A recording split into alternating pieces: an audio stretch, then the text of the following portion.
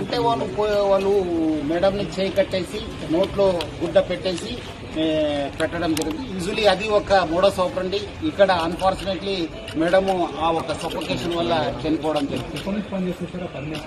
Almost 1 year నుంచి అయింది. So వాళ్ళ మదర్ కోసం ఇక్కడ సార్ వాళ్ళ మదర్ కోసం ఆమె రావడం జరిగింది. తర్వాత మదర్ చనిపోయిన తర్వాత మళ్ళీ ఆమె కంటిన్యూ కావడం జరిగింది. అందుకు నేను ప్రజలందరూ కూడా మనం ఇంటికి వెళ్ళి ప్రచారం చేయడం జరుగుతుంది. నేపాలీస్ పట్ల మీరు అందరూ కూడా అప్రమత్తం ఉండాలి. ఎందుకంటే ఇంత పోలీస్ చెప్పిన తర్వాత కూడా మళ్ళీ మీ ఇంట్లో పెట్టుకున్నారు. వాళ్ళు ఎవరు ఏమన్నా చూడరు, వాళ్ళు అవకాశం కోసం చూస్తుంటారు. సో అందుకు ఇక్కడ ఒకటే కాదు, బెంగళూరులో అయింది, బాంబేలో అయినావు, పూణేలో అయినావు. సో జాగ్రత్త ఉండాలని చెప్పి నేను ప్రజలందరూ కూడా కోరుతున్నాను. డెఫినెట్లీ మిస్ అయినాం. దాన్ని మనం ఎంత పోయింది, ఏం పోయిందని చెప్పి అంచనా చేయడం జరుగుతుంది. ఇక్కడ నుంచి వచ్చారు, సైడ్ గేట్ కదా, పార్క్ గేట్ నుంచి రావడం జరిగింది.